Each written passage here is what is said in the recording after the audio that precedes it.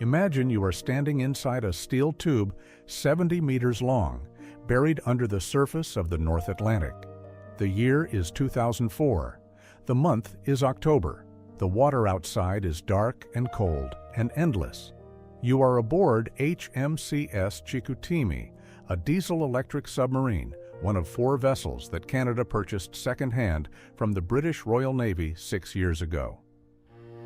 The boat was built in England, launched in 1986 as HMS Upholder, the pride of the Royal Navy's conventional fleet. But the Cold War ended, budgets were slashed, and by 1994 the Upholder class was mothballed and left to sit in a Scottish naval base for years. Canada saw an opportunity. 4 advanced submarines for $750 million, a fraction of what new boats would cost. Politicians called it the deal of the decade, the kind of bargain that comes along once in a generation. The paperwork was signed in 1998, but it took years to get the boats ready for transfer. When technicians finally opened the hatches and climbed inside, they found corroded steelwork, cracked hull valves, defective pumps, and missing equipment. Parts had been stripped from one boat to repair another. Electrical connectors had been sealed with 1 layer of waterproofing compound instead of the recommended 3. Nobody raised an alarm. The problems were noted, partially addressed, and filed away. And now, on October 2nd, 2004, at Faslane Naval Base in Scotland, the Canadian flag is being raised above the submarine for the very first time. The crew assembles on the dock at Faslane under a gray Scottish sky, 57 men standing at attention in dark Navy uniforms. This is the official acceptance ceremony, the moment HMCS Chicoutimi formally joins the Royal Canadian Navy. The commanding officer is Lieutenant Commander Luc Pelletier, a career submariner with years of experience beneath the waves. Standing among the crew is Lieutenant Chris Saunders, 32 years old, a combat systems engineer from St. John, New Brunswick. Back home in Nova Scotia, his wife Gwen is waiting with their 2-year-old son Ben and a newborn baby named Luke, just 7 weeks old. He has not held his infant son enough times to count on both hands. He will be home in 2 weeks. Around him, the crew is in high spirits. This is the maiden voyage, the first Atlantic crossing as a Canadian vessel. Halifax is waiting at the other end, a 14-day journey across 3,000 nautical miles of open ocean. Below deck, the compartments are narrow, low-ceilinged, packed with machinery and pipes and cables running in every direction. There is no wasted space on a submarine. Every centimeter serves a purpose, and every man knows his place within the steel. Walk through the forward hatch and descend into the belly of the Chicoutimi, and you enter a world designed for function, not comfort. The torpedo room occupies the bow, racks lining both sides, though for this crossing they are mostly empty. Move aft through a watertight door, and you reach the accommodation spaces, bunks stacked 3 high in alcoves barely wider than a man's shoulders. Continue past the galley, where the cook prepares meals for 57 men in a space smaller than a restaurant kitchen, and you reach the control room. This is the nerve center. Periscopes, navigation consoles, sonar displays, helm controls, and the raised platform where the officer of the watch commands the boat. Above the control room rises the conning tower, a vertical shaft with an upper hatch that opens to the bridge and a lower hatch that seals the pressure hull. Between these 2 hatches sits a small chamber called the bridge fin lockout, a transition space between the sea and the submarine's interior. The electrical cables that power the boat's main systems run through the bulkheads nearby, passing through the commanding officer's cabin just off the control room. These are the cables that were sealed with insufficient waterproofing compound during the British refit, 1 layer instead of 3. It is a detail buried in a technical report somewhere, a line item in a maintenance log that nobody thought to flag. In 48 hours, this detail will matter more than anything else aboard this vessel. On the morning of October 4th, 2004, Chicoutimi slips her moorings and eases out of Faslane into the Firth of Clyde. The weather is fair as she rounds the northern tip of Scotland and turns west into the open Atlantic. Below deck, the crew settles into the rhythm of submarine life, watch rotations of 6 hours on and 6 hours off, meals at set times, equipment checks by the clock. The lights are always on somewhere aboard the boat, always dim, always the same flat fluorescent glow that erases the difference between day and night. Conversations happen in low voices because sound carries through steel like a bell, every footstep, every cough audible. 2 compartments away, there is a particular sound to a submarine running on the surface, the rhythmic thud of diesel engines, the low vibration in the deck plates, the shudder when a wave strikes the hull. On this crossing, the waves are not small. The remnants of Hurricane Jean have churned the North Atlantic into a heaving gray expanse of 6-meter swells. The submarine rides the surface like a log in rapids, rolling side to side, pitching fore and aft, water washing over the casing with every 3rd or 4th wave. Inside, unsecured objects slide and clatter. Coffee cups need 2 hands. Sleep comes in fragments between rolls. The cook braces himself against the galley counter and prepares meals that have to be eaten before they slide off the table. This is the North Atlantic in October, and the ocean does not care what flag you fly or how much you paid for your boat. By the morning of October 5th, the submarine is approximately 110 nautical miles northwest of Sligo, Ireland, pushing through heavy seas on the surface. During a routine inspection, a crew member discovers a problem: a loose nut on the upper air vent in the conning tower. The vent needs to be secure before the boat can safely make its first dive later that day. The commanding officer orders repairs. To access the vent, technicians need to work inside the conning tower, which means opening the upper hatch to the sea. There are 2 options: close the lower hatch first, sealing the submarine's interior while the upper hatch is open, which would lock the technicians out of the boat, or leave both hatches open, giving the repair team access to the submarine below while they work above. The decision is made to leave both hatches open. The sea is rough but manageable. The repair should take less than 30 minutes. At approximately 3 in the morning local time, both hatches in the bridge fin lockout chamber are opened. The upper hatch faces the North Atlantic sky. The lower hatch opens directly down into the control room, the nerve center of the submarine. Between the submarine and the ocean, there is now an unobstructed vertical shaft, a chimney from the sea to the heart of the boat. The technicians climb up into the conning tower and begin work on the loose air vent. 25 minutes later, the sea delivers its verdict. A massive wave, larger than the swells that have been battering the hull all night, crashes over the conning tower. Water pours through the open upper hatch, floods the lockout chamber, and cascades down through the open lower hatch directly into the control room. An estimated 2,000 liters of freezing North Atlantic seawater floods into the nerve center of the submarine in seconds. The water hits the deck, rushes across the control room floor, sloshes into the passageways, and pours into the commanding officer's cabin. Inside that cabin, the main power cables run through the bulkheads. The connectors sealed with 1 layer of waterproofing instead of 3.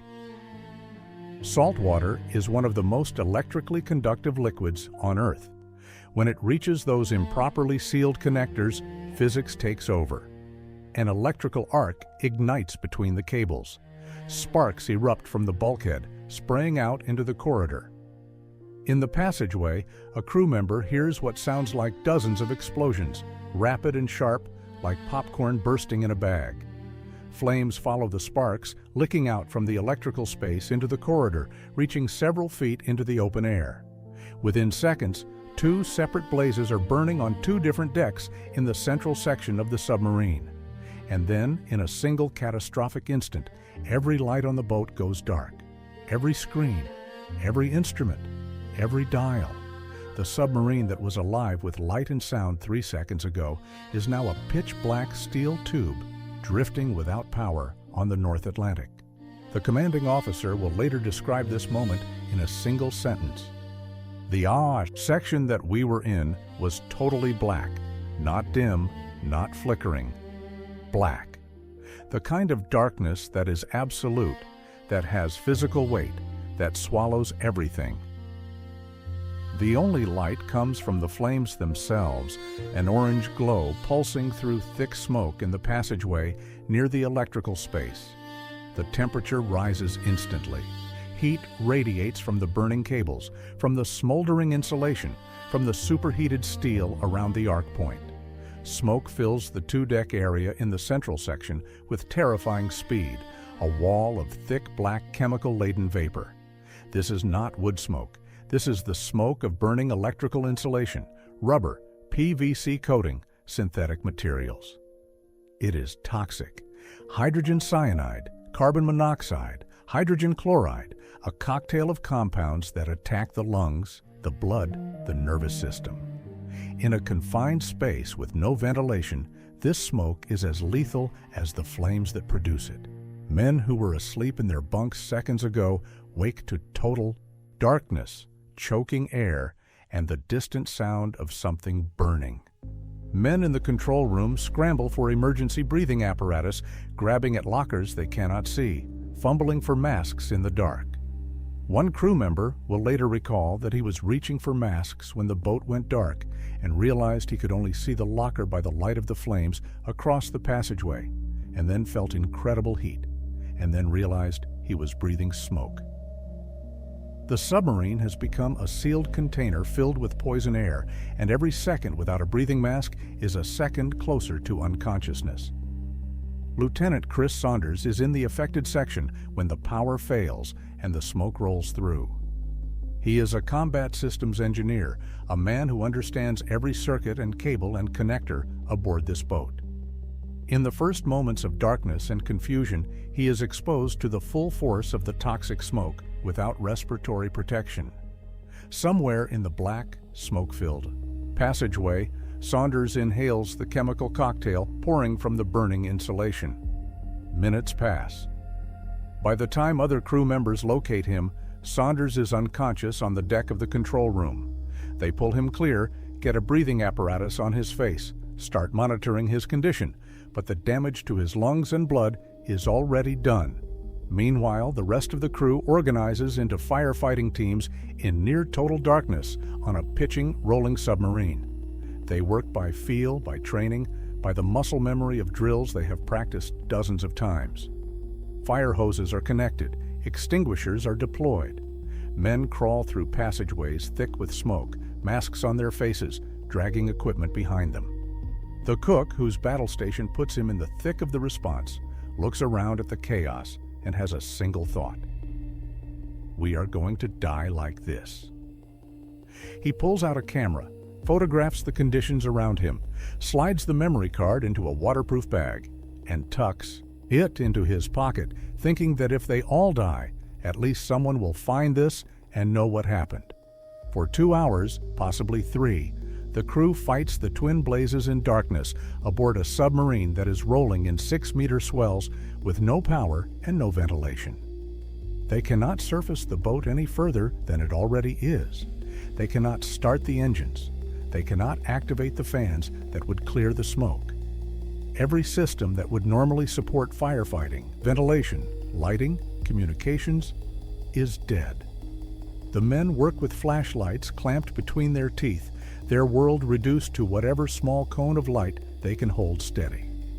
Water from the fire hoses mixes with the seawater already sloshing across the deck, creating a dark, acrid, ankle-deep flood that shifts with every roll of the hull. The second blaze in the oxygen generator is smaller but carries its own danger, the risk of feeding pure oxygen into an already burning environment.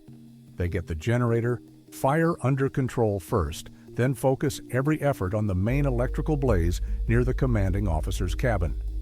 The heat is immense, the smoke is relentless, the submarine pitches and heaves, throwing firefighters against bulkheads and equipment.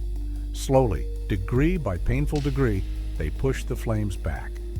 Containment, suppression, exhaustion. By the time the fires are fully extinguished, Every man aboard has inhaled some measure of the toxic smoke that filled the boat.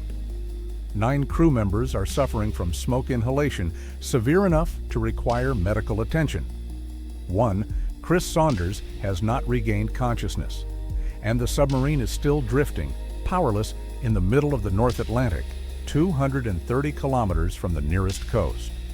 At approximately 10 in the morning Eastern Time, a satellite phone in the operations center at Halifax picks up a broken, static-laced transmission from HMCS Chicoutimi. The signal is weak, the batteries are fading, the message fragmented, but its meaning is clear. Major electrical incident, no power, 9 casualties from smoke inhalation. Halifax relays the distress signal. The British Royal Navy dispatches frigates and auxiliary vessels. The United States Navy diverts a submarine support ship. The Irish Naval Service scrambles the patrol vessel Reconstruction from Donegal, the closest warship to the stricken submarine. But the North Atlantic is not cooperating.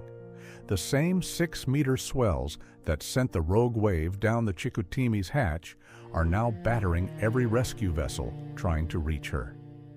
The Reconstruction fights through the heavy seas toward the submarine's last reported position, but suffers serious hull damage from the pounding waves and is forced to turn back. A second Irish vessel, the Aoife, is dispatched from Cork with unprecedented orders. Proceed with full dispatch, meaning push the engines to maximum even at risk of damaging the ship. The Aoife races north through the storm to take over on-scene command of what is becoming an international rescue operation. Meanwhile, a Danish-born fishing skipper named Jens Bach, aboard the trawler Western Endeavour, picks up the distress signal and steams toward the coordinates. He arrives near the stricken submarine and holds position voluntarily for 2 full days, standing by in case he is needed, though he is ordered to maintain at least 1 nautical mile of distance. Bach believes he could have taken the casualties off the submarine. He will never receive any official acknowledgement from any Navy for his vigil. On the submarine, 57 men wait in the dark, surrounded by ash and soot and the chemical residue of the fires they fought through the night. By the morning of October 6th, roughly 30 hours after the wave struck, HMS Montrose arrives alongside the drifting Chicoutimi.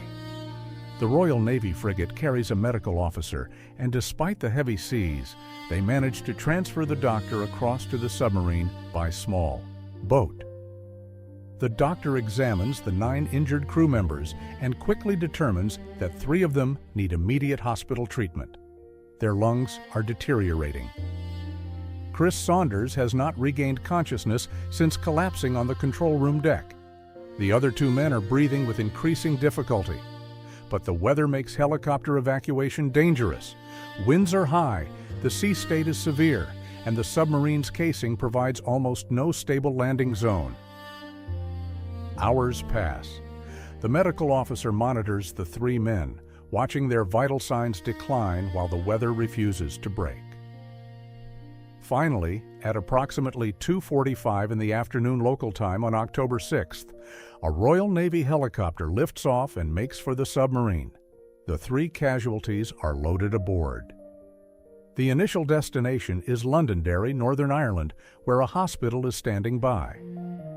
The helicopter lifts away from the submarine, banking east toward the Irish coast, carrying 3 men whose lungs are filled with the residue of burning plastic and rubber. But en route to Londonderry, Chris Saunders takes a sudden, catastrophic turn. He loses consciousness. His heart stops. The helicopter crew radios ahead. Londonderry is too far. They divert south to the nearest hospital, Sligo General, in the Republic of Ireland. At approximately 7:30 in the evening local time, the helicopter touches down at Sligo. Medical teams rush Saunders inside, but the damage is beyond repair. Lieutenant Chris Saunders is pronounced dead at Sligo General Hospital. He is 32 years old. He leaves behind his wife Gwen, his 2-year-old son Ben, and his infant son Luke, 7 weeks old, a child he barely had time to know. He is the first foreign serviceman to die on active duty on Irish soil since the Second World War. He is the first Canadian submariner to lose his life in service since 1955, nearly 50 years. Back on the submarine, the crew receives the news in the dark.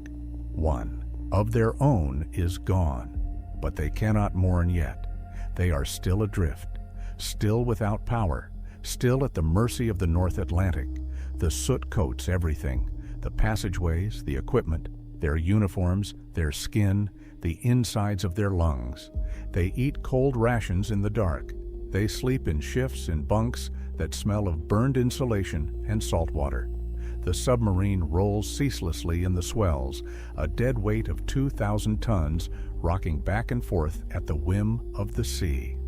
On the evening of October 7th, after 2 full days of drifting, the weather finally abates enough for the British Coast Guard tug Anglian Prince to approach and attach a tow line. The submarine begins moving at last, but at a crawling 3 knots, barely faster than walking pace, dragged backward through the waves toward Scotland. For the men inside, this is the slowest rescue imaginable, watching the clock and feeling every wave and knowing that safety is days away, not hours. On October 8th, the American submarine support vessel MV Caroline Chuest arrives and takes over the tow from the Anglian Prince. The larger, more powerful vessel increases speed to 8 or 9 knots, still painfully slow for men who have been trapped in a damaged submarine for 3 days. On the same day, another crew member's condition deteriorates enough that a second helicopter evacuation is ordered, this time directly to Sligo Hospital. Meanwhile, the Canadian frigate HMCS St. John's, which raced across the Atlantic the moment news of the incident broke, arrives to escort the towed submarine home. For 5 full days from the morning of the fire on October 5th to the evening of October 10th, the surviving crew remains aboard the Chicoutimi. 5 days among the ashes. 5 days breathing air that still carries traces of the toxic compounds that filled the boat during the blaze. 5 days without proper power, without adequate ventilation, without the systems that make a submarine habitable. They eat, they sleep, they stand watch over a dead boat being dragged through the ocean by a tow line. They wait. On the evening of October 10th, at approximately 11:15 Eastern Time, the Chicoutimi is towed up the River Clyde and docked at Faslane Naval Base, the same dock where the Canadian flag was raised just 8 days earlier. The same base where the crew stood at attention in high spirits, ready for their maiden voyage. The crew disembarks into the cold Scottish air, blinking in daylight, covered in residue, hollowed out by what they have endured. The maiden voyage of HMCS Chicoutimi lasted 6 days. She covered roughly 160 kilometers. She never made it past Ireland. On October 13, 2004, Lieutenant Chris Saunders receives full military funeral honors with services held simultaneously in Halifax and Faslane. He is buried in Berwick, Nova Scotia, near his wife's family. He was 32. His youngest son was 7 weeks old. In the weeks that follow, the political fallout begins. The Canadian media demands answers. How did a $750 million purchase result in a dead sailor on its first voyage? In London, the British Secretary of State for Defence, Geoff Hoon, offers condolences for Saunders, and in the same statement proposes that the Royal Navy charge Canada for the cost of the rescue. He adds that Canada, as the buyer, should have been more careful.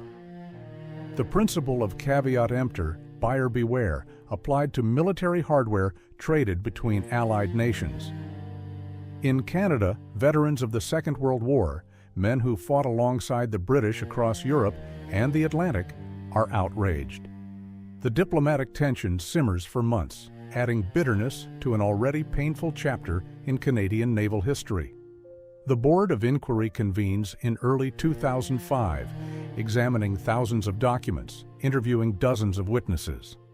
Their 700-page report concludes that the blaze was caused by a combination of human, technical, and operational factors. No individual is held directly responsible. The commanding officer and crew are cleared of blame. The root cause traces back to that single detail: one layer of waterproofing sealant on the electrical connectors instead of 3, applied during the British refit. A rogue wave, an open hatch, a faulty seal. A man dead and 56 lives shattered by a chain of events that no one predicted and no one could stop once it began. HMCS Chicoutimi will not sail again for almost a decade. The submarine is loaded onto a Norwegian heavy-lift transport vessel in January 2005 and shipped across the Atlantic to Halifax at a cost of $2.7 million. Repairs drag on for years, delayed by budget constraints and the sheer extent of the damage. In all 4 Victoria-class submarines combined, Canada's fleet spends less than 3 years at sea during their first 13 years of service. The bargain of the decade becomes a cautionary tale about the true cost of buying used military equipment. The Chicoutimi finally returns to operational service around 2015, more than 10 years after the fire that nearly destroyed her. But the steel hull can be repaired, the circuits can be replaced, the engines can be rebuilt. What cannot be fixed is what happened to the men inside. In 2019, 15 years after the fire, the Canadian Armed Forces publishes a health surveillance study of the Chicoutimi crew. The findings are devastating. 60% of the 56 surviving crew members were diagnosed with post-traumatic stress disorder within 5 years of the incident. They were 45 times more likely to develop post-traumatic stress than a comparable group of sailors who did not experience the fire.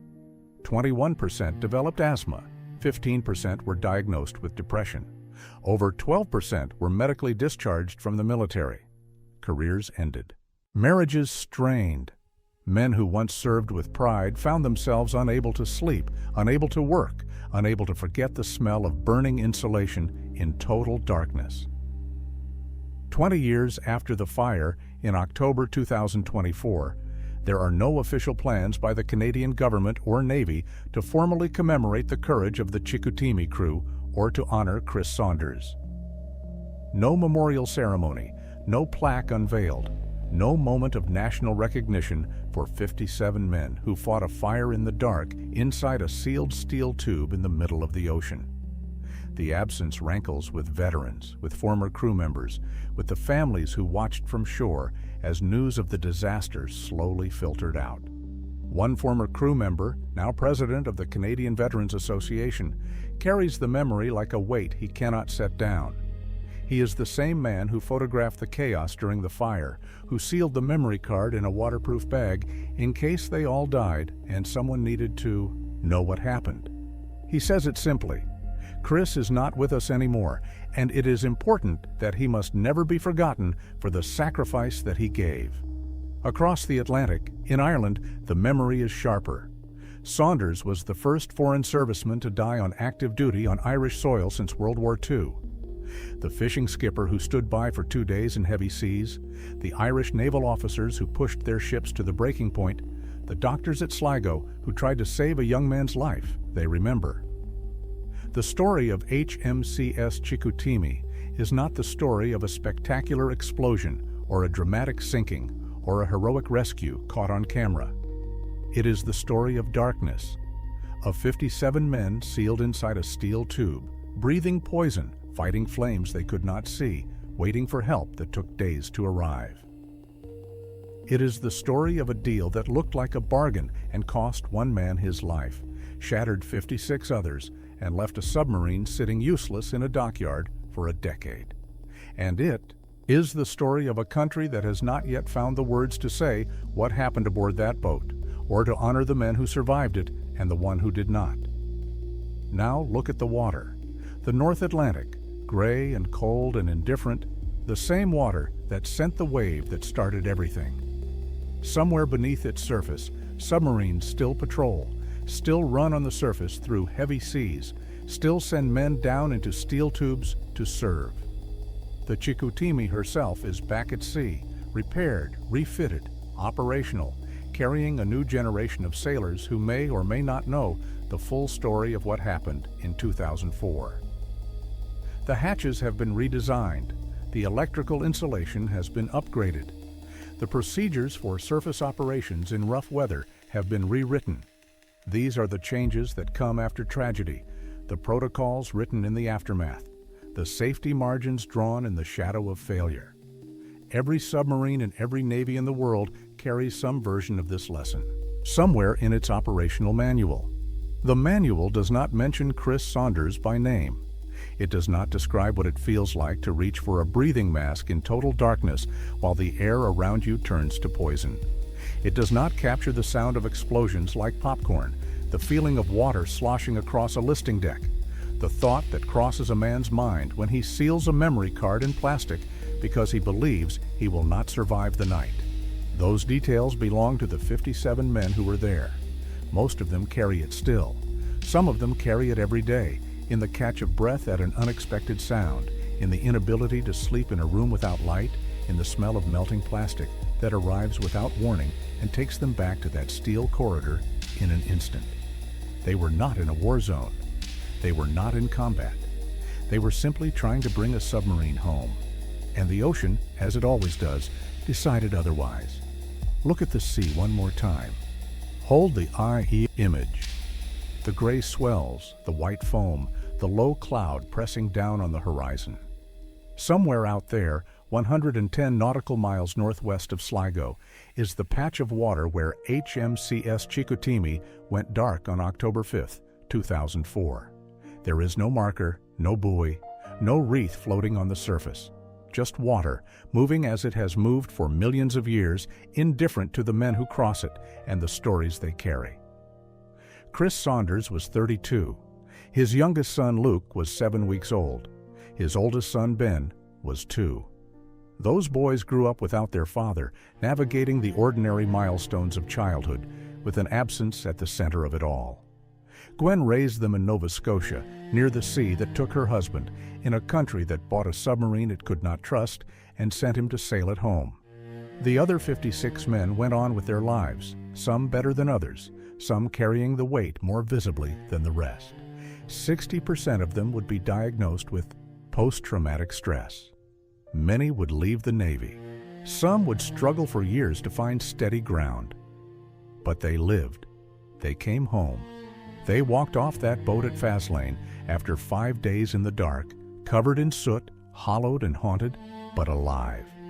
And the story of what happened to them inside that sealed steel tube in the North Atlantic belongs to the kind of history that does not make it into textbooks.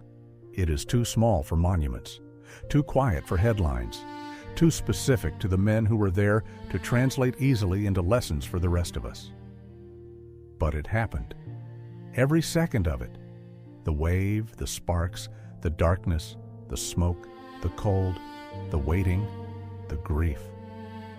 Thank you for traveling back in time with me. Remember Chris Saunders. Remember the crew of HMCS Chicoutimi. The ocean remembers nothing, so we must